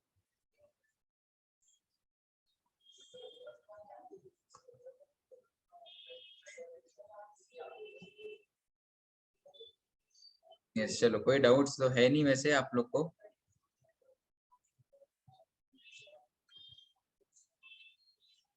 ऑफलाइन कोई डाउट है किसी को? Any doubt to anyone? चलो अच्छी बात है। एंड इंटर में एक चीज ध्यान रखना है आप लोगों ने, फाउंडेशन में देखो हमने निकाल लिया टाइम, इंटरनेट टाइम निकालना पड़ेगा। मतलब इंटर में ना आपका हर एक सेकेंड हर एक मिनट बहुत मैटर करेगा, बिकॉज आपको धीरे धीरे मालूम पड़ेगा जब हम शुरू करेंगे ना। अभी कुछ बच्चे प्री रिजल्ट बैच में आए थे, हमने 3 चैप्टर्स खत्म किए और एक अकाउंटिंग स्टैंडर्ड खत्म किया। हम इनको पूछ लेना आप कि वहां का अकाउंट जो आपने 11th 12th फाउंडेशन में पढ़ा और यहाँ के अकाउंट के चैप्टर्स में कितना बड़ा फर्क है भाई। तो यहाँ पे आपको बहुत प्रैक्टिस करना पड़ेगा हर सब्जेक्ट का। It's not just accounts, accounts है, कॉस्टिंग है, डीटी है, आईडीटी है। अकाउंट्स भी समझता है तुम लोग को, डेबिट क्रेडिट समझता है भाई, बाकी सब्जेक्ट तो नए हैं एकदम। डीटी का भी पढ़ा नहीं, आईडीटी का भी पढ़ा नहीं, कॉस्टिंग का भी पढ़ा नहीं, एफएम का भी पढ़ा नहीं, लॉ थोड़ा छटक भर आपको फाउंडेशन में था। फाउंडेशन में आपको प्रोविजंस नहीं थे भाई, मैं बोल रहा हूँ फाउंडेशन में खाली तुमको बेसिक, अगर कंपनीज की बात करूँ कंपनीज में बेसिक्स था तुम लोग को, टाइप्स ऑफ कंपनीज क्या, कॉर्पोरेट व्हील क्या, ये सब बेसिक्स है। प्रोविजंस यहाँ से शुरू होंगे। कॉन्ट्रैक्ट एक्ट तुमने पढ़ा फाउंडेशन में, इट्स लाइक इंट्रोडक्शन, यहाँ से उसके एडवांस कंसेप्ट शुरू होंगे। और कुछ कुछ एक्ट्स जैसे नेगोशिएबल इंस्ट्रूमेंट्स एक्ट फाउंडेशन में पढ़ा नहीं आप लोगों ने, एकदम नया एक्ट है। तो देखा जाए तो सब कुछ नया है आपके लिए। तो अब देखो आप एक अनजान जगह पे आ गए हो, सिलेबस बहुत अलग है, तो यहाँ पे आपको एक प्रॉपर गाइडेंस में पढ़ना जरूरी है और हर एक मोमेंट को यूटिलाइज करना जरूरी है। समझो अपन ने फाउंडेशन किया, अपन ने 2 साल मेहनत किया, बट यहाँ पे पूरा डेडिकेशन देना पड़ेगा बिकॉज अपने पास टाइम बहुत कम है। ये टाइम को बहुत इंपॉर्टेंस देना, टाइम बहुत कम है, 8 सब्जेक्ट्स है, वास्ट सिलेबस है। इसलिए मैं हमेशा बच्चों को बोलता हूँ इंटर में ना एक चीज हमेशा सीखना, जिस दिन जो पढ़ाया जाए ना भाई उस दिन वो खत्म कर। ऐसा नहीं कि हम बाद में कर लेंगे, सेकंड रिवीजन हो जाएगा, रिवीजन मिलेगा बट इसके भरोसे मत रहना, बिकॉज रिवीजन कब होता है? लास्ट में होता है। और लास्ट में तुम रिवीजन के भरोसे बैठेंगे और फिर बोलेंगे हम अभी पढ़ाई चालू करेंगे, नहीं हो पाएगा क्लियर। डे 1 से जितना दिया जाए उतना कंप्लीट करो, कोई भी सब्जेक्ट हो करो, बिकॉज बाद में वापस टाइम नहीं मिलता। तो सेकंड रीडिंग, थर्ड रीडिंग होना चाहिए, लेकिन फर्स्ट रीडिंग सबसे इंपॉर्टेंट है, बिकॉज फर्स्ट रीडिंग में दिमाग में नहीं बैठा ना भाई तो सेकंड रीडिंग कुछ नहीं काम आएगा। तो पहले रीडिंग में दिमाग में बैठाओ चीजों को, और सबसे सही तरीका है जिस दिन पढ़ाया जाए उसी दिन रिवाइज करो, बरोबर दिमाग में बैठता है। Getting it? और अकाउंट्स में हम यही करने वाले, बिकॉज मैं अकाउंट्स की बात करूंगा बिकॉज मैं वो पढ़ाने वाला हूँ आप लोग। अकाउंट्स में हम यही करेंगे। देखो अकाउंट्स के ना कंसेप्ट इतने बड़े बड़े हैं ना भाई, कि एक लेक्चर जो मेरे को मिलता है 1.5 घंटे का, वो 1.5 घंटा लगता है सिर्फ कंसेप्ट पढ़ाने को। तो 1.5 घंटे में हम लोग कंसेप्ट पढ़ेंगे और उस कंसेप्ट से रिलेटेड कुछ क्वेश्चंस करेंगे, आपको मालूम पड़ेगा अच्छा ऐसे अप्लाई करना है। लेकिन अकाउंट्स का जो मेन पार्ट है ना, जो हम 11th स्टैंडर्ड से करते आ रहे हैं, होमवर्क, प्रैक्टिस, ये बहुत मैटर करता है भाई। अकाउंट्स आपका पहला पेपर है, ध्यान रखो। जैसे गुणवंत सर ने बोला पहला पेपर में कुछ गड़बड़ हुआ तो उसका इम्पैक्ट आने वाले पेपर्स पे आता ही है। तो अकाउंट्स का अगर पहला पेपर आपका सही से हो तो आने वाले पेपर्स में ऐसा कॉन्फिडेंस आता है कि भाई अभी तो हम फाड़ देंगे। बट पहला अकाउंट का पेपर ही डूस हो जाए, फिर आगे तुमको कितना भी जोर लगा लो मजा नहीं आएगा। और अकाउंट्स में अच्छा स्कोर लाने का एक ही तरीका है भाई कि तुम लोगों को प्रैक्टिस प्रैक्टिस एंड प्रैक्टिस। और 11th स्टैंडर्ड 12th स्टैंडर्ड और फाउंडेशन उन्होंने यही किया है, प्रैक्टिस करना है। अकाउंट्स का कोई और तरीका नहीं है। कंसेप्ट समझना है, प्रैक्टिस करना है, कंसेप्ट समझना है, प्रैक्टिस करना है। इसके अलावा कोई और शॉर्टकट नहीं है। और शॉर्टकट कोई बता भी दे आपको तो इसका रिजल्ट में आपको मालूम पड़ जाएगा। शॉर्टकट नहीं है प्रैक्टिस के अलावा। अकाउंट्स में सिर्फ प्रैक्टिस काम आएगा। ठीक है, सो मेहनत करने की तैयारी रखो सब लोग, बहुत मेहनत करना है, फाउंडेशन से भी ज्यादा मेहनत करनी है। लेकिन इस बार अपने पास मतलब आप लोग के लिए है, ये टीम तो पहले से ही है, बट आपको एक नया टीम मिला है, एक बहुत अच्छा टीम मिला है, उसको यूज करो। हमारे पास एक से एक फैकल्टीज है। आपने किरण सर से, गुणवंत सर, विशाल सर, और एक हमारे ऑडिट के फैकल्टी है Hitesh Israni sir, reaching okay. उनके घर पे कुछ sorry okay Rachindra audit okay. Hitesh sir on the way है, उनका कुछ इमरजेंसी है इसलिए लेट हो गए वो। आप ऋषिकेश एकबोटे सर से मिले। मतलब हर बंदा अपने फील्ड में भाई मास्टर है। और ऐसे एक से एक स्पीकर्स है ना ये लोग, अब किससे क्या लूं आप कंफ्यूज हो जाएंगे। सबके पास देने को इतना कुछ है। तो अभी रचिंद्र सर आ गए ऑनलाइन ओके। सो अभी मैं और बात नहीं करूंगा बिकॉज और दो फैकल्टीज आपसे बात करना चाहते हैं। तो मैं विशाल सर को वापस हैंड ओवर करूंगा। He will introduce Rachindra Mundra sir to you and then will be having Hitesh Israni sir. ठीक है, yes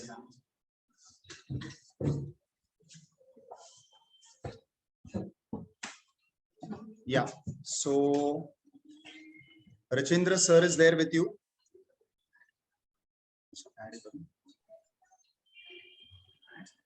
Yeah, so hello Rachindra sir, welcome Hello, sir. sir. Let me students introduce you to him again. जो pre batch वाले students हैं उन्होंने तो उनका lecture भी attend किया और आपको फील मालूम है, राइट? सी फील जिनको नहीं है वो आ जाएगा बहुत जल्दी, क्योंकि सर अभी 15 से वापस आ रहे हैं। सर आपका डेट क्या है सर? सर 18 से 20 के बीच में 18 को आ रहे हैं sir. Let me first introduce you to Rachindra sir. He again is a super dynamic faculty with us. He will engage you for a 100-mark subject of EIS and SM. अब EIS SM सिर्फ जो subject है वो काफी बार बच्चों को उसमें का जो EIS पार्ट है जो थोड़ा टेक्निकल है, टेक्नोलॉजिकल है, क्योंकि टेक्नोलॉजी से लिंक्ड है, वो काफी बार हैवी जाता है। But I tell you the way he teaches, the example he gives, and best thing, he is again practicing in that.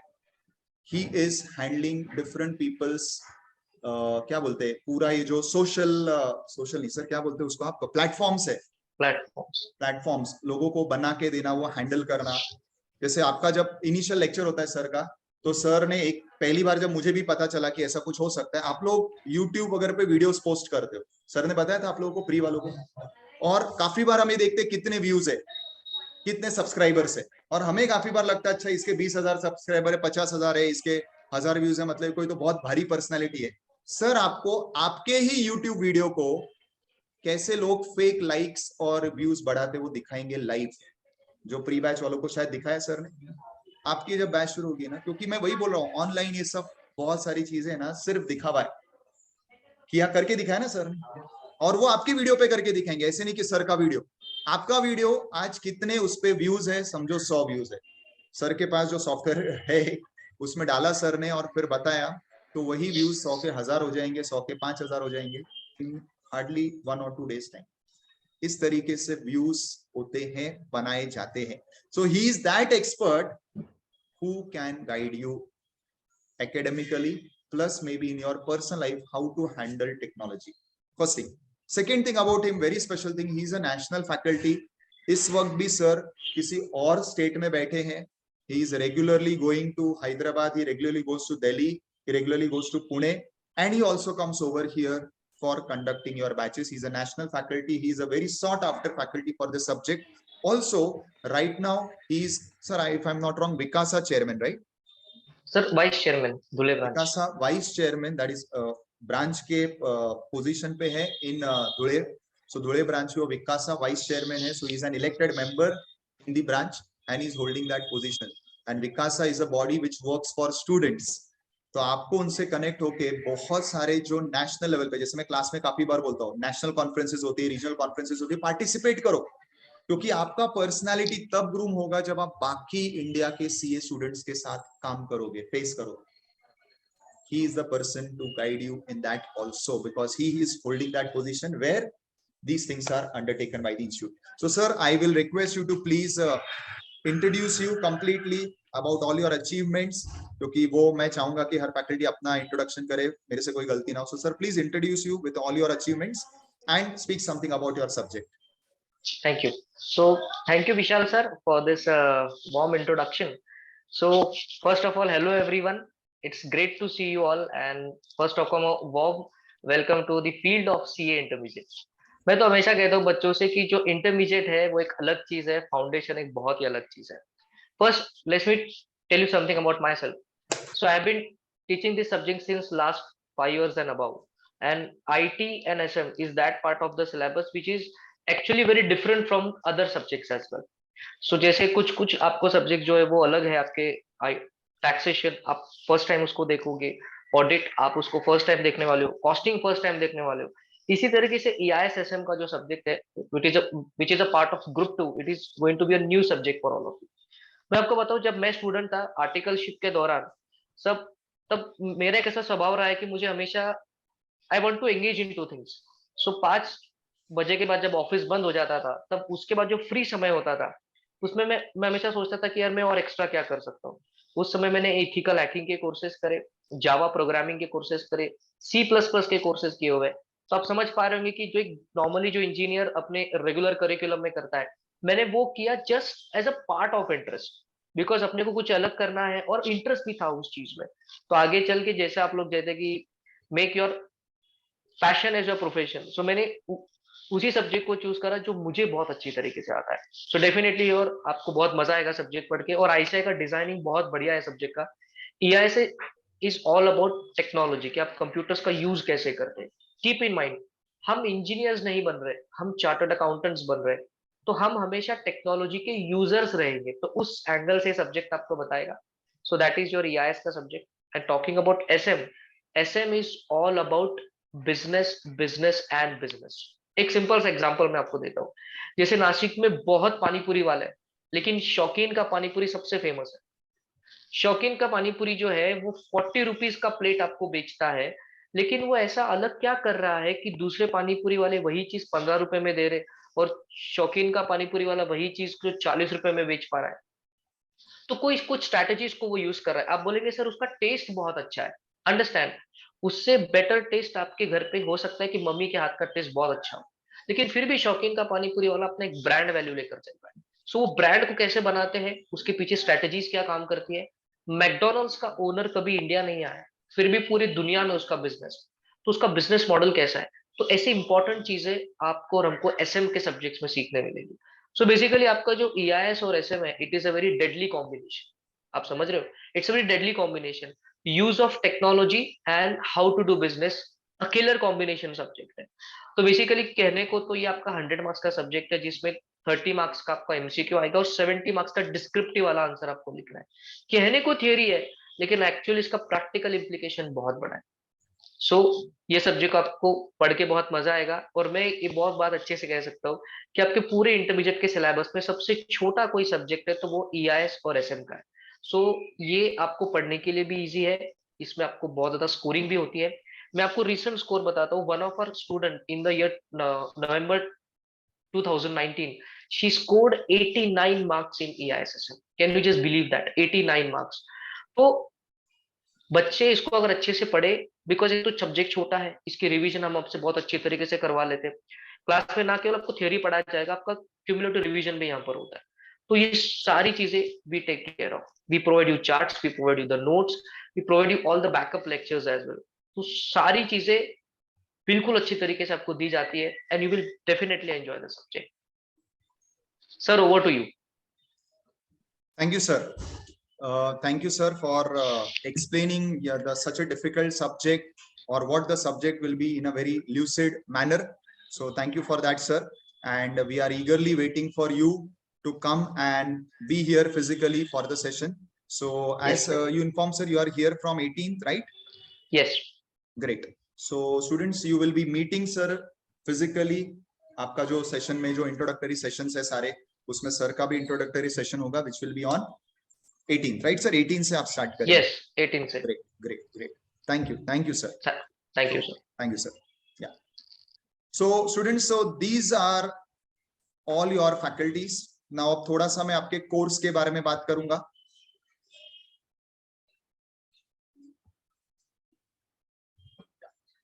So I'll be speaking to you about your course. अब हमारा course 2 groups में divided है, group 1, group 2. और एक common question जो बच्चों का आता है कि सर हमने एक ग्रुप करना चाहिए या 2 ग्रुप, आप सभी को रहेगा. See, our strategy over here is very clear. आज इस वक्त मैं आपको नहीं बोल सकता कि आप कौन सा एक ग्रुप करो या दोनों ग्रुप करो एक साथ में, वो मैं आपको आज नहीं बता सकता. Reason, I don't know your capabilities academically and most important psychologically load bearing capacity क्या है.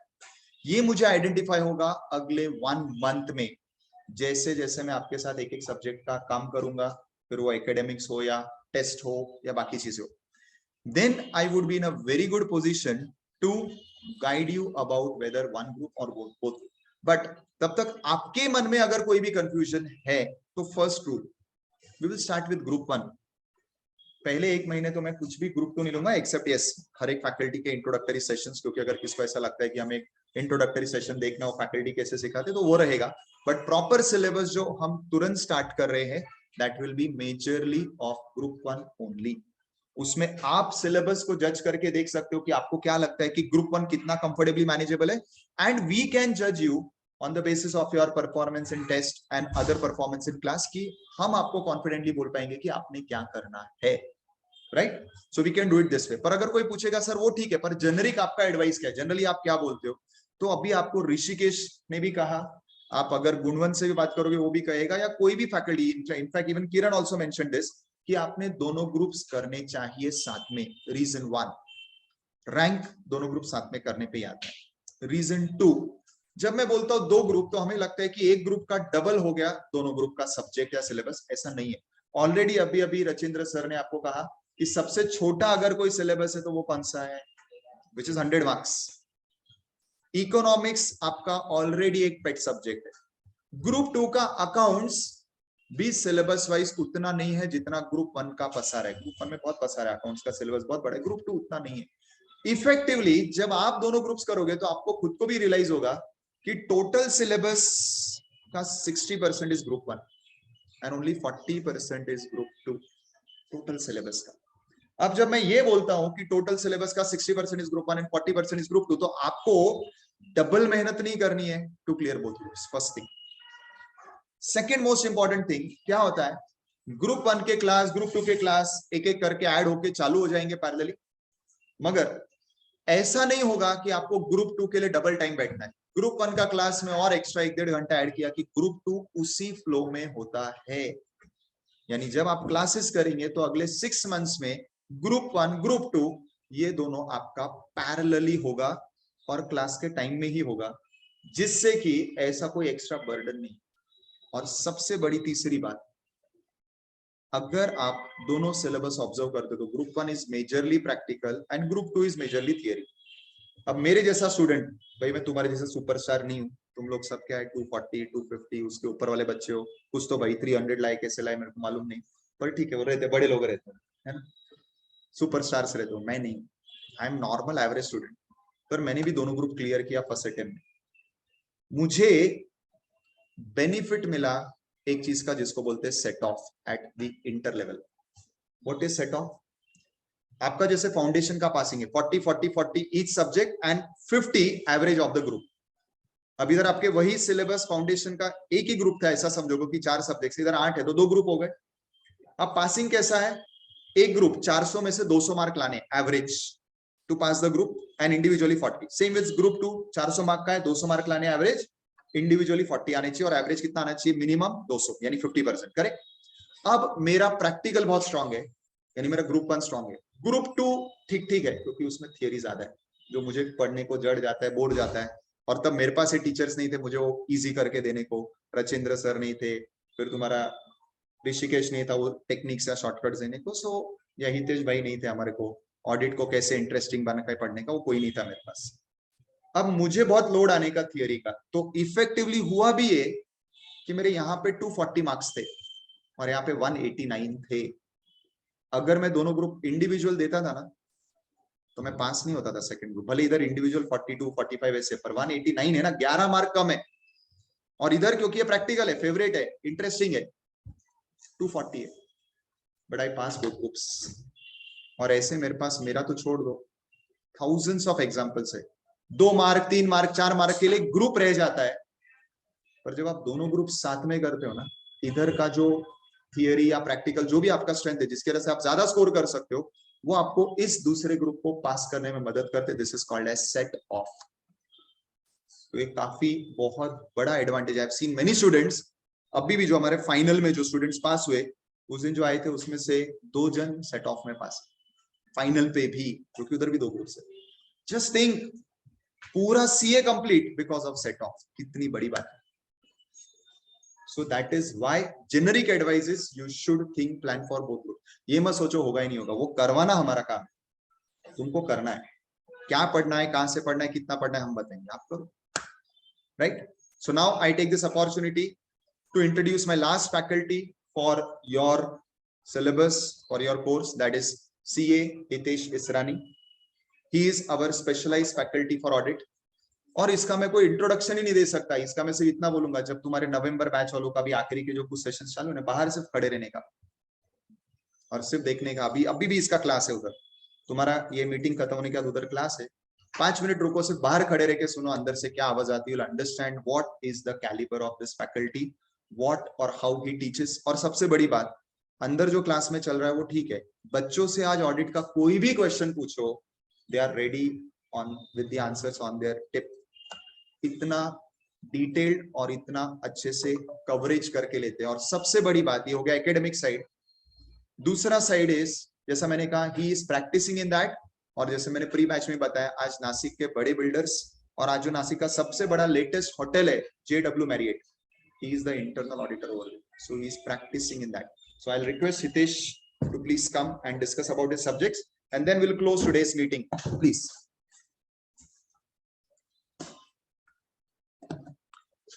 Hello everyone, good morning. कैसा लग रहा है? अच्छा लग रहा है? कितने दिन हो गए रिजल्ट आके? याद भी नहीं है रिजल्ट आके कितने दिन हुए? 2 दिन हुए। चलो, first of all congratulations for your results. But इसका जो खुशी है वो खुशी 2 दिन के बाद और 2 दिन ही एक्स्ट्रा रखना, उससे ज्यादा ये खुशी कंटिन्यू मत करना, because now you are to the next level, that is CA Inter, and it requires immediate action। इधर किसी ने अगर 340 को स्कोर किया रहेगा, 350 स्कोर किया रहेगा, 380 भी स्कोर किया रहेगा, boss you are again back to normal race. किसी ने 200 स्कोर किया रहेगा, boss you are again in the same race. There is a possibility that a person who is first in this attempt at CA Foundation could not even pass CA Inter, and there is a probability कि जो बच्चा 2-3 attempt देके पास होके just आया रहेगा, वो शायद first आ जाए। सो तुम जहां पे भी रहोगे, बैक टू नॉर्मल आ जाओ। That is very much important at this level, ठीक है? बिकॉज अगर तुम हवा में रहोगे तो गिरना बहुत ईजी है तुम्हारे लिए। तो you need to be very normal at this stage. Again, with respect to the course is very well drafted, no doubt in it। The subjects are well drafted, the textbook, the curriculum which ICI has developed is well developed, no doubt in it। You need not refer any other books। ICI का material खुद में बहुत ज्यादा sufficient है। The only thing that is required at this level is proper planning and time management। अगर तुम ये चीज कर सकते हो तो बस passing CA Inter is not that difficult। तुमने बीच में किसी वो CA फाइनल का एक इंटरव्यू सुना था क्या? कोई अग्रवाल करके पास हुआ था, AIR 1 आया था CA फाइनल लेवल पे, सुना है? नहीं सुना है? इंस्टाग्राम देखते हो या नहीं देखते हो? देखते हो? भैया ने बोला था CA final was easier than standard 12th। AIR 1 का ये कमेंट है। अब ये कितना सही कमेंट है, कितना गलत कमेंट है, मैं इसके ऊपर कुछ कमेंट नहीं कर सकता, it is an individual perspective. But yes, इसमें एक पॉइंट हम जरूर भूल सकते हैं कि अगर प्रॉपरली प्लान किया तो बाहर जो मार्केट में हाइप है कि boss it's one of the difficult course, मैं बोलूंगा it is not difficult, to be very frank. आज उसे डिफिकल्ट बोला जाता है बिकॉज लोगों को अपना फेलियर एक्सेप्ट करना पसंद नहीं है, तो एक्सक्यूज देना उन्हें पसंद है। The course is vast, it is not difficult, it's easy comparatively. The only thing is it is vast, and वो वास्ट चीज को प्रॉपरली अगर हैंडल नहीं किया तो इट बिकम्स डिफिकल्ट। बट अगर वो वास्ट चीज को इजीली प्रॉपर प्लानिंग के साथ, टाइम मैनेजमेंट के साथ किया तो it is very easy to clear CA. Okay, so तुम्हारे लिए भी, तुम लोग सीए फाउंडेशन करके आए हो, 1 साल 2 साल तुमने 4 सब्जेक्ट 5 सब्जेक्ट खेले हुए हैं, अब कितने महीने खेलना है? 9 मंथ्स, एंड कितने सब्जेक्ट्स करने हैं? रेडी हो ना? तो वहां पे जो अप्रोच था तुम्हारा, first of all there needs to be a change in that approach. वहां पे तुम लोग जहाँ पे n नंबर ऑफ टाइम एक ही चीज कर सकते थे, यहाँ पे वो सेम हैबिट में तुम कंटिन्यू नहीं कर सकते बिकॉज तुम्हारे पास उतना टाइम नहीं है, you have a time constraint. तो first of all there needs to be a shift with respect to mindset कि बस ठीक है 100 बार नहीं 10 बार भी करूंगा तो 10 बार या 15 बार करके भी I would be giving the same productivity which is required or which is achieved by doing 100 times। ये माइंडसेट तुम्हारा सबसे पहले चेंज होना चाहिए। अब ये माइंडसेट क्यों चेंज होना चाहिए and how my subject is relevant, इसी से 2 मिनट में तुम्हें एक्सप्लेन करता हूं and then I would conclude. So basically the subject which I teach is audit. Sir अब ये ऑडिट का लफड़ा है क्या? Audit is a very simple thing and it is nothing which is new to you guys. हाँ, सिर्फ नाम तुम्हारे लिए थोड़ा नया है, बट बचपन से 55 तक तुमने जो किया हुआ है दैट इज ऑडिट ओनली। कैसे? तुम्हारा कॉमर्स का बचपन कहाँ से चालू हुआ? 11th स्टैंडर्ड से चालू हुआ। तुम ऑनलाइन वाले थे ऑफलाइन वाले थे? ऑनलाइन वाले। कभी ऑफलाइन पे शिफ्ट हुए या ऑनलाइन में ही चलते थे? ऑफलाइन पे शिफ्ट हुए ना। अब देखो, पहले जब तुम्हारा ऑनलाइन चालू हुआ तो सर का पहला फंडा क्या था क्लास में बैठने के लिए? समीर सर का वीडियो ऑन करो, वीडियो ऑन नहीं रहेगा तो बाजू में एक बंदा बैठा रहता था, वो बंदे का काम क्या रहता था? जिस बंदे का वीडियो ऑन नहीं है उसको क्या करना है? उसको निकाल देना है। अब वो जो बंदा था ना, वो बंदा कौन था? तुम्हारा ऑडिटर था। क्यों? क्योंकि समीर सर ने क्या किया था, एक कायदा बनाया था कि मेरे लेक्चर में अगर बैठना है तो बेटा तुम्हारा चेहरा, तुम्हारी शक्ल कितनी ही बदसूरत भी क्यों ना रहने दो, तुम्हारा चेहरा मुझे दिखना बहुत ज्यादा जरूरी है। एंड चेहरा नहीं दिखता है, ये कायदा है कि चेहरा रहेगा तो तुम क्लास में हो, चेहरा नहीं है तो तुम क्लास के बाहर हो, ये कायदा बन गया। बट हम सब कितने सज्जन रहते हैं, हम सबको पता है हम कितना कायदा फॉलो करते हैं। हम कायदा फॉलो करने में अच्छे लोग हैं क्या? नहीं। गवर्नमेंट को भी यही चीज पता है कि हम कायदा फॉलो करने में बिल्कुल भी अच्छे लोग नहीं है। इसलिए उनको क्या समझा कि हम कायदा तो बना लेंगे बट ये कायदा को कंट्रोल करने के लिए कोई आदमी, कोई फरिश्ता रखना पड़ेगा। कोई आदमी एंड वो कोई फरिश्ते के लिए उन्होंने किसको पैदा किया बेटा? ऑडिटर को पैदा किया। तुम्हारे समीर सर के क्लास में वो ऑडिटर कौन था? एग्जैक्टली बेटा, उनका काम क्या था कि समीर सर ने जो कायदा बनाया है वो कायदा तुम फॉलो कर रहे हो या नहीं कर रहे हो, और अगर नहीं कर रहे हो तो तुम्हें वो कायदा फॉलो करने पे मजबूर करे। हाँ, तुम लोग फिर भी नहीं करते हो, सोमनाथ को भी कहीं ना कहीं टैकल कर लेते हो, तो फिर कौन आता था तुम्हारे लिए रोल में? स्वतः भाऊ, स्वतः समीर सर आ जाते थे। बरोबर?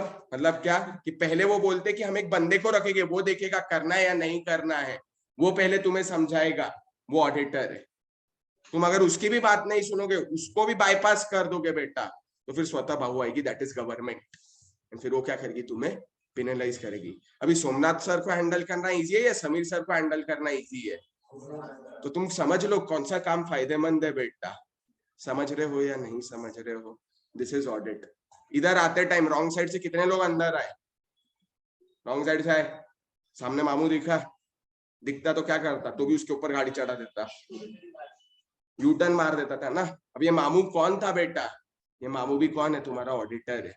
जिधर क्या है, गवर्नमेंट ने लॉ बनाया कि बॉस रॉन्ग साइड में नहीं जाना है, अबाउ 18 ही 2 व्हीलर चलानी है। ये सबको अप्लाई लोग कर रहे हैं क्या नहीं, इस पे चेक रखने के लिए, वेरिफिकेशन करने के लिए, एग्जामिनेशन करने के लिए जो बंदे को रखा जाता है उसे क्या बोलते हैं? ऑडिटर। म्हणजे तुम सीए इंटर सीए फाइनल पास होने के बाद इधर चौक पे खड़े रहने वाले हो क्या लोगों की गाड़ियां पकड़ने के लिए? नहीं, तुम फाइनेंस के चौकीदार हो बेटा। फाइनेंस के चौकीदार को क्या बोला जाता है? ऑडिटर बोला जाता है। इधर तक सिंपल है। अब नई कहानी, जैसे मैं तुमको बोला change in approach required at this level. Assume करो तुम अमेजोन के ऑडिट के लिए जाते हो। किसके ऑडिट के लिए जाते हो? ऑडिट क्या है? एग्जामिनेशन। अपन ने डिस्कस कर लिया। अभी जब अमेजोन के ऑडिट के लिए जाओगे, तुमको लगता है कि तुम्हारे लिए प्रैक्टिकली पॉसिबल है सब कुछ देखना? समझो इस क्लास में जितने बच्चे बैठे सब ऑडिट को भेज दिए मैंने, 10-15 बच्चे 20 बच्चे जो भी बैठे हुए हैं सबको भेज दिया, तो भी पूरा ऑडिट 100% कर पाओगे क्या? पूरा तो भी तुम लोग 100% नहीं कर पाओगे। वहां पे डेली बेसिस पे करोड़ बिल बनते हैं, 1 करोड़ बिल, सेल बिल। तुम लोग पूरा साल भर भी बैठे ना तो भी एक दिन के बिल भी पूरे चेक नहीं कर पाओगे। इतना तो उसका क्वांटम है बेटा। बट सर अभी गवर्नमेंट ने तो हम पे रिस्पॉन्सिबिलिटी डाल दी है कि बॉस वो चेक करके बोलो कि अमेजोन कुछ उल्टे कारनामे तो नहीं कर रहा है, मुंह काला तो नहीं कर रहा है, बरोबर? अभी इतना सारा अभी जब मुझे देखना है, मेरे लिए 100% देखना पॉसिबल है क्या? नहीं। Still I have been casted with an responsibility कि boss I have to give a opinion whether the financial statement show true and fair view or not। तो अब यहाँ पे मुझे वापस क्या करना पड़ेगा सर? स्मार्ट वर्क करना पड़ेगा। जैसे तुम्हारा सीए फाउंडेशन एंड इंटर है, सीए फाउंडेशन में you have sufficient time and चीजें कम। सीए इंटर में you have many things and चीजें कम। एंड यहाँ पे फिर तुम्हें क्या करना है? ऑडिट करना है। You need to select the best sample, you need to select the best resources, and वो मिनिमम चीजों पे मिनिमम टाइम में मैक्सिमम आउटपुट देके तुम्हें क्या करना है? ओपिनियन देना है, which is your result। समझे? so it is something which is nothing new। तुमने स्टार्टिंग से ही बहुत सारी इसकी देखी हो। इट इज जस्ट कि तुम्हें पता नहीं था कि उसको टर्मिनोलॉजी में हम लोग ऑडिट बोलते हैं, उसका नॉमेनक्लेचर इज ऑडिट। तुम लोग अगर इसे normal day to day activities से अगर कंपेयर करना चालू करोगे, जब कोई भी सब्जेक्ट पढ़ोगे, नॉट ओनली ऑडिट, कोई भी सब्जेक्ट अगर तुम पढ़ोगे और उसे डे टू डे एक्टिविटीज से कोरिलेट करने की कोशिश करोगे, तो it would be easy for you guys to adapt with things. Okay, so I guess this much is enough as a part of introduction. बाकी जैसे आगे मिलेंगे वैसे और समझेंगे, ठीक है? चलो, all the best and thank you.